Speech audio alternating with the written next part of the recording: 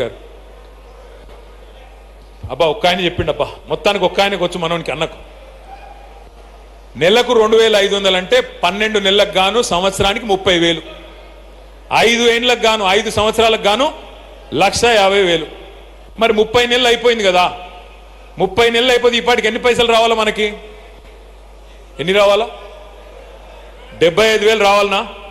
వచ్చినాయా ఒక్క అక్కకు కానీ ఒక్క చెల్లెకి కానీ 75 పైసలు పడ్డాయా అందుకే అంటున్నా రేవంత్ రెడ్డి గారిని అయ్యా నువ్వు కోటీశ్వరులను చేస్తావో లేదో మాకు తెలియదు పోనీ 75,000 అయితే ఈ ముందు ఖాతాలలో ఆడపిల్లలు ఎదురు చూస్తూ ఉన్నారు ఆ 75,000 వచ్చే 30 నెలలకు మరొక 75,000 అట్లాగే తెలంగాణ యువకులకు చెప్పినాడు పిల్లలకు చెప్పినాడు మీకు ఉద్యోగం వచ్చేదాకా నేను పైసలు ఇస్తా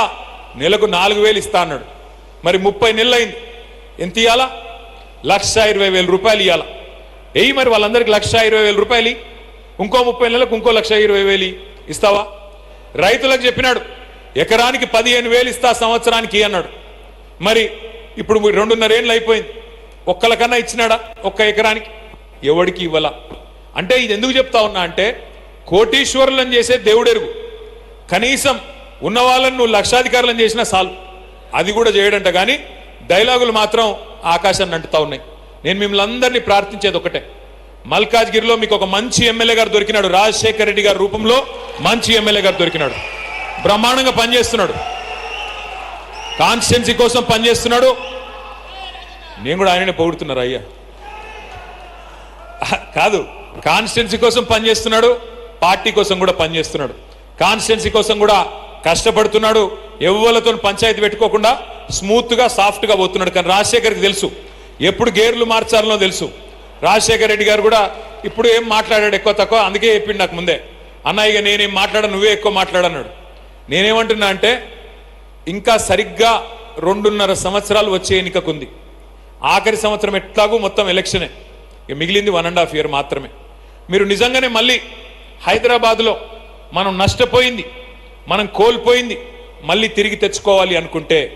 మళ్ళీ మంచి ప్రభుత్వాన్ని మంచి నాయకుడిని కేసీఆర్ గారిని తిరిగి తెచ్చుకోవాలి అనుకుంటే మీరే కథానాయకులు కావాలి మీరే కథానాయికలు కావాలి మీరే ఒక్కొక్కరు విజృంభించాలి అంటే ఏం చేయాలి ఏమి ఎవరితో యుద్ధాలు చేసేది లేదు ఎవరిని మీద పడి కొట్టేది లేదు బూతులు తిట్టేది లేదు కాంగ్రెస్ నాయకుల్లాగా మనం కూడా పిచ్చి పిచ్చి పనులు చేసేది లేదు కానీ ఒకటి మాత్రం పక్కా మీరు చేయొద్దు అని చెప్తున్నా కానీ వాళ్ళు మిమ్మల్ని ఏమన్నా చేస్తే గతంలో మా సునీత ఇక్కడనే ఉంది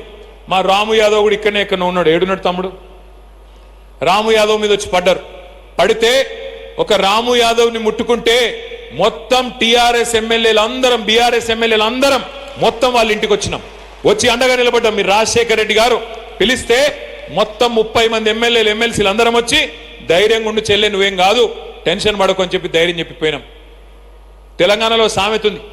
పొట్టోన్నెత్తి పొడుగోడు కొడితే పొడుగోన్నెత్తి పోషమ్మ కొట్టిందని నేను గూండాను నేను రౌడీని నిన్ను కొట్టే గూండాలు రౌడీలు మా కాడ కూడా మస్తుగున్నారు ఎవ్వనికి భయపడవద్దు నేను వస్తా నేనే ఇక్కడ ఉంటా అవసరం అయితే మీరు భయపడవద్దు అని చెప్పి కూడా నేను కొడతా ఉన్నాను ఏమీ చేయలేడు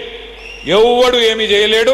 ఎంత పెద్ద రౌడీ అయినా గూండా అయినా ఏం చేసేదేమి లేదు మిమ్మల్ని ఏ రకంగా కూడా ఇబ్బంది పెట్టేదేం లేదు పొరపాటున ఒక కేసో ఏదో అయితే తప్పకుండా మేమే వస్తాం దగ్గర ఉండి ఇడిపించుకుంటాం ఎవ్వరు కూడా మీరు భయపడవలసిన అవసరం లేదని చెప్పి మళ్ళొక్కసారి హృదయపూర్వకంగా కోరుతా ఉన్నాం మంచి ఎమ్మెల్యే గారు ఉన్నారు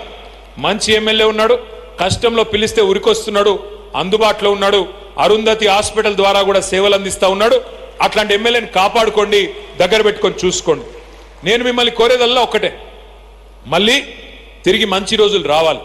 తెలంగాణకు మంచి రోజులు రావాలి వాళ్ళ రైతులు తలడిల్లిపోతా ఉన్నారు ధాన్యం కొంటలేరు ఆగమై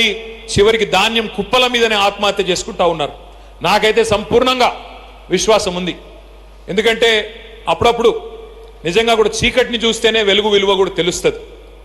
గాడిదని చూస్తేనే గుర్రం విలువ కూడా తెలుస్తుంది కాబట్టి ఈ 5 ఏళ్ళు మన మంచి కోసమే వచ్చింది ఎందుకంటే ప్రజలకు కూడా తెలవాలి ఎవరు ఏంది ఏమనుకున్నారు లేకపోతే కొంతమంది మాట్లాడినారు ఏమైనా కేసీఆర్ ఇంట్లోకెళ్ళి ఇస్తుండా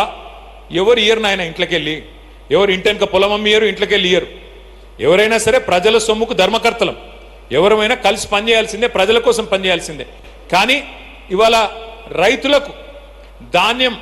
సంచులు మాత్రం లేవు ధాన్యం కొనుగోలు చేయడానికి సంచులు లేవు ప్రభుత్వానికి చేతులు రావడం లేదు సంచులన్నీ ఢిల్లీకి పోతున్నాయి ఇక ఢిల్లీకి ఏడికి పోతున్నాయో నాకంటే బాగా మీకు తెలుసు. రైతు బంధు బంద్ అయింది, రాహుల్ బంధు మాత్రం బ్రహ్మాండంగా నడుస్తున్నది.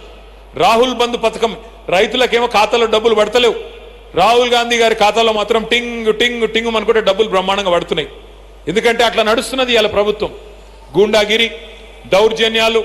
కబ్జాలు